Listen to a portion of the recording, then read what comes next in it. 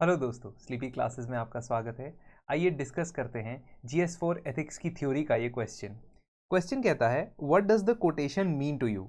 Your attitude not your aptitude will determine your altitude.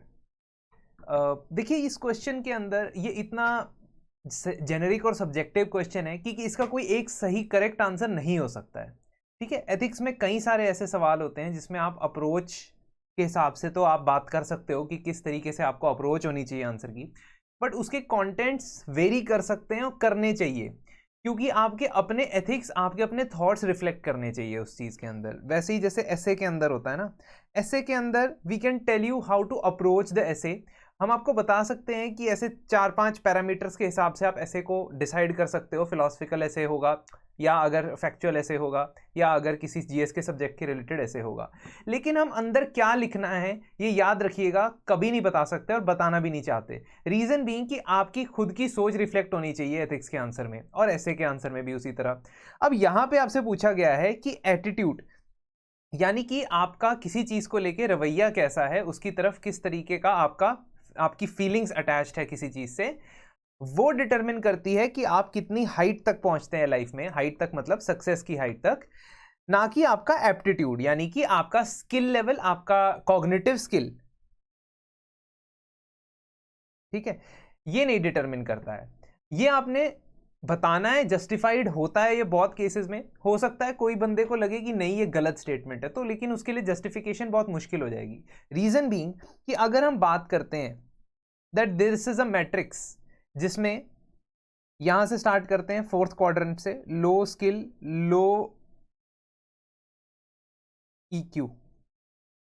ठीक है, लो skill high EQ। ठीक है, हाई स्किल लो EQ, या इमोशनल कोशेंट, या पुअर एटीट्यूड। ठीक है, and high skill good attitude या हाई EQ। अब अगर मैं आपसे पूछूं कि आपने अपनी ऑर्गेनाइजेशन में किसी बंदे को हायर करना है, और आपसे ही नहीं किसी से भी ये पूछा जाए, तो वो जनरली क्या करते हैं कि they will go for this one, कि जिसके पास एप्टीट्यूड और एटीट्यूड दोनों हो। लेकिन अगर मैं उसको दूसरी चॉइस दूं तो वो किस में कॉम्प्रोमाइज करेगा दोस्तों? वो प्रेफर करेगा कि बंदे में लो स्किल हो लेकिन हाई EQ हो, या बेटर एटीट्यूड हो।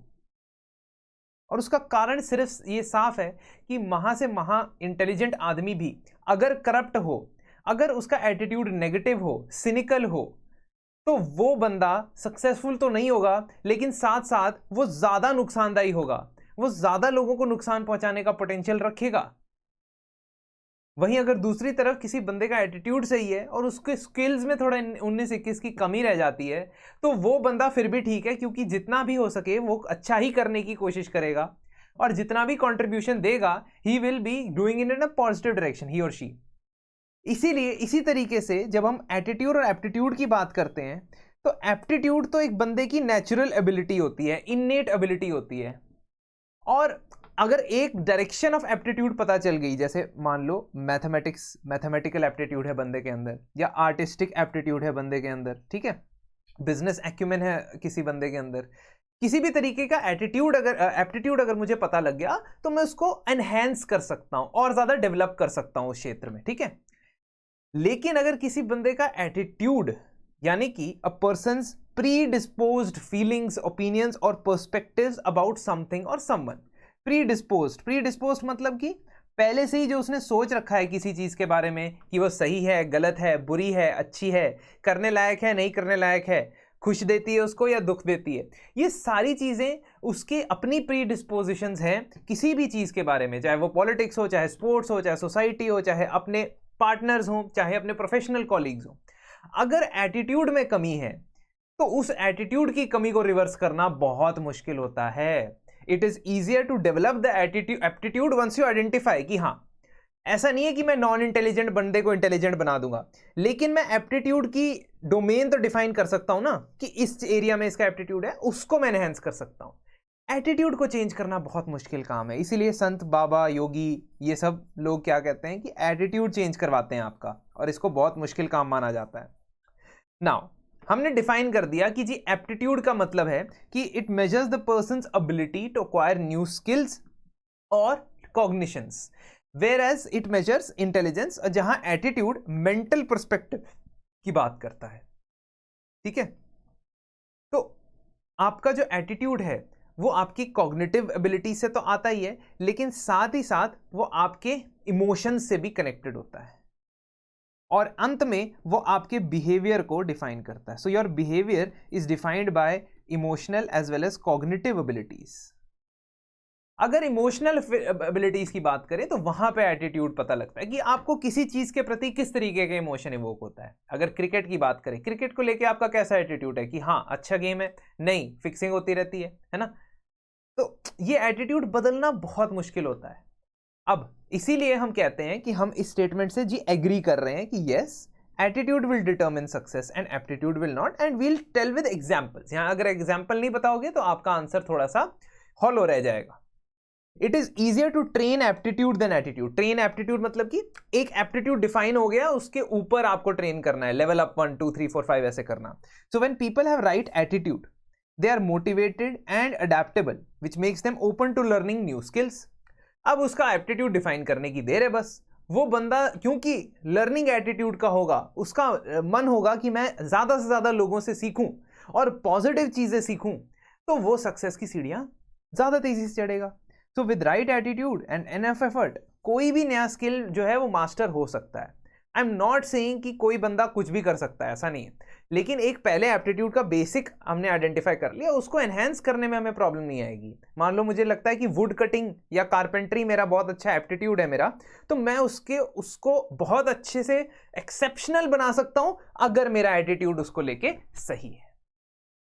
जबकि एटीट्यूड को बदलना बिहेवियर को बदलने की बात होती है, और बहुत मुश्किल होता है, बहुत अनलाइकली होता है। इसलिए पहली चीज तो ये। दूसरा, एटीट्यूड आपकी परफॉर्मेंस को अफेक्ट करता है। अगर लोगों का रॉन्ग एटीट्यूड है, वो किसी ऑर्गेनाइजेशनल सेटअप में फिट नहीं हो पाएंगे, और अगर वो ऑर्गेनाइजेशनल सेटअप में फिट नहीं हो पाएंगे तो वो सीख नहीं पाएंगे, सीखना उनके लिए मुश्किल हो जाएगा। वो ऑर्गेनाइजेशन के कल्चर से क्लैश करेंगे, वो टीम वर्क नहीं कर पाएंगे। इसका बेस्ट एग्जांपल है किसी भी स्पोर्ट्स की टीम का आप एग्जांपल दे सकते हो। और अगर आप स्पोर्ट्स फॉलो करते हो, करना चाहिए आजकल, वैसे भी आपको क्वेश्चंस भी आ सकते हैं कई बार प्रीलिम्स में, और आपसे इंटरव्यू में भी पूछा जा सकता है आपकी हॉबीज को। तो अगर आप स्पोर्ट्स फॉलो करते हो तो आपको पता होगा कई ऐसे प्लेयर रहे हैं अलग अलग स्पोर्ट्स की हिस्ट्री में जिनको अपने एटीट्यूड की वजह से वो उस सक्सेस पे नहीं पहुंच पाए जितना उनका पोटेंशियल था। ठीक है, आप विनोद कांबली की एग्जांपल दे सकते हो यहां पे। ठीक है, या आप इंटरनेशनल लेवल की एग्जांपल देना चाहते हो तो आप फुटबॉलर्स की एग्जांपल दे सकते हो। कई सारे ऐसे फुटबॉलर्स, नेमार हैं, ठीक है, और मे बी अगर आपने सुना है एड्रियानो, ब्राजील के एक फुटबॉलर है, जो अपना जिनका skill level, talent, aptitude immense level का था, लेकिन वो अपने बुरे एटीट्यूड, बुरी आदतों की वजह से, नेगेटिव इन्फ्लुएंस की वजह से वो उस पिनैकल तक नहीं पहुंच पाए जिसकी तलाश थी। So these people who are highly skilled but don't fit in the team culture, they are let go and immediately team performance increases। इसको कहते हैं addition by subtraction। तो टीम की परफॉर्मेंस तो इंक्रीज हो जाती है इन लोगों को निकालते ही। तीसरी चीज जिसकी वजह से हम कह सकते हैं कि एटीट्यूड जरूरी है, वो है लाइफ के सर्कमस्टांसेस। लाइफ के सर्कमस्टांसेस बहुत डिफिकल्ट होते हैं, बहुत चैलेंजिंग होते हैं, और अगर आपका एटीट्यूड नेगेटिव है, सिनिकल है, खराब है, चीजों को लेके आप डिटर्मिन्ड नहीं है, तो आपके पास चाहे जितना मर्जी स्किल लेवल होगा, आप उस स्किल लेवल को इस्तेमाल नहीं कर पाओगे। अगेन क्रिकेट की एनालॉजी दूंगा। फॉर एग्जाम्पल, आपके पास बहुत बैटिंग एबिलिटी है, बहुत बड़े बड़े छक्के आप मार सकते हो, लेकिन अगर आप चैलेंजिंग सिचुएशन के अंदर उस चीज को हैंडल नहीं कर पाते हो, चैलेंजिंग प्रेशर को हैंडल नहीं कर पाते हो, तो आप एक ग्रेट प्लेयर नहीं बन पाओगे। तो वही ग्रेटनेस की अचीवमेंट में एटीट्यूड ज्यादा इंपॉर्टेंट है, ना कि आप में स्किल कितना है। Having the right skills but lacking the will to use them isn't going to help the challenges and achieve success। तो हमारी अलग अलग क्षेत्रों में, कॉर्पोरेट लाइफ में डिसाइड करता है कि हम कितना सीखेंगे, कितना आगे बढ़ेंगे। हमारे रिलेशनशिप्स में डिसाइड करता है कि हमारा स्ट्रेंथ और रिलेशनशिप कैसा होगा, क्या हम अकोमोडेटिव है, क्या हम पॉजिटिव एटीट्यूड लेके चलते हैं या नहीं। एंड ये किसी भी फील्ड के अंदर आप एग्जाम्पल लगा के अप्लाई करके दिखा सकते हो। 150 शब्द हैं दोस्तों, 150 वर्ड्स है, इसलिए ज्यादा कहानियां भी नहीं लिख सकते हम। तो most of the times winners and losers के बीच का जो डिफरेंस होता है वो एटीट्यूड का डिफरेंस होता है। मेरे पास स्पोर्ट्स की काफी एग्जांपल्स थी, आप किसी और फील्ड का भी एग्जांपल दे सकते हो। तो ये एक ऐसा आंसर है जिसको आप अपने हिसाब से मैनेज करना होगा, लेकिन मैं आपको लाइन ऑफ थॉट तो बता चुका हूं कि एप्टीट्यूड आपका शॉर्ट टर्म गोल पूरा कर लेगा, लेकिन लॉन्ग टर्म सस्टेनेबल सक्सेस के लिए आपको एक पॉजिटिव एप्टिमिस्टिक एटीट्यूड की जरूरत होती है। अगर ये मतलब ज्यादा वर्ड्स का होता, मान लीजिए 250 वर्ड्स का होता, तो फिर हम ये भी बताते कि अच्छा एटीट्यूड कैसे डेवलप किया जा सकता है, starting from the primary socialization stage, फिर हमारा फैमिली स्टेज, फिर हमारा school, and then other you know influences, other जो हमारे इन्फ्लुएंसेस रहते हैं लाइफ में, तो उसकी वजह से हो सकता है। बट 150 वर्ड्स में this much is sufficient and this much you have justified what the statement says. जो स्टेटमेंट कह रही है उसको जस्टिफाई कर रही है, एग्जाम्पल आपने जरूर इसके अंदर देने हैं। तो इस तरीके से आप इसको कंक्लूड करें। तो दोस्तों, अगर आप इस आंसर की पीडीएफ को डाउनलोड करना चाहते हैं तो निश्चय फॉर मेंस टेलीग्राम ग्रुप को ज्वाइन कर सकते हैं, जहां पे हम मेंस रेडी की पीडीएफ के साथ साथ मेंस आंसर राइटिंग की इंपॉर्टेंट टिप्स को भी शेयर करेंगे। लिंक डिस्क्रिप्शन में दिया गया है। साथ ही साथ ये भी याद दिला दूं कि हमारा 48 days mains answer writing course 23 अक्टूबर से स्टार्ट हो चुका है, इसका बैच 1। अभी भी आप इसमें एनरोल करा सकते हैं, अभी 3 ही दिन हुए हैं। 2999 में आपको मिलेगा रोज एक क्वेश्चन, उसका इवैल्यूएशन 24 से 48 आवर्स के अंदर। आपको वीकली लाइव सेशंस के अंदर मैं समझाऊंगा कि स्टेप बाय स्टेप आपकी अप्रोच क्या होनी चाहिए आंसर राइटिंग की, और 8 हफ्तों के अंदर अंदर आपके आंसर्स की क्वालिटी और स्पीड दोनों इंप्रूव होने के चांसेस बहुत ज्यादा बढ़ जाएंगे। साथ ही साथ आपकी मेजर थीम्स GS 1, 2, 3, 4 सारी कवर होंगी, और टेलीग्राम ग्रुप में आप कभी भी डाउट्स पूछ सकते हैं। वीकली लाइव डिस्कशन के दौरान ही मैं आपके 1-to-1 डाउट्स भी रिजॉल्व करूंगा। तो आप ज्वाइन करने के लिए हमारी वेबसाइट पे जा सकते हैं और मेंस कोर्सेज के अंदर वहां पे क्लिक कर सकते हैं on the 48 days art of answer writing course. साथ ही साथ अगर आपको 10% डिस्काउंट चाहिए तो आपको मिल सकता है, आप यूज कर सकते हैं RAINA Raina, RAINA Raina code को, और इस्तेमाल कर सकते हैं इस पर्टिकुलर कोर्स को।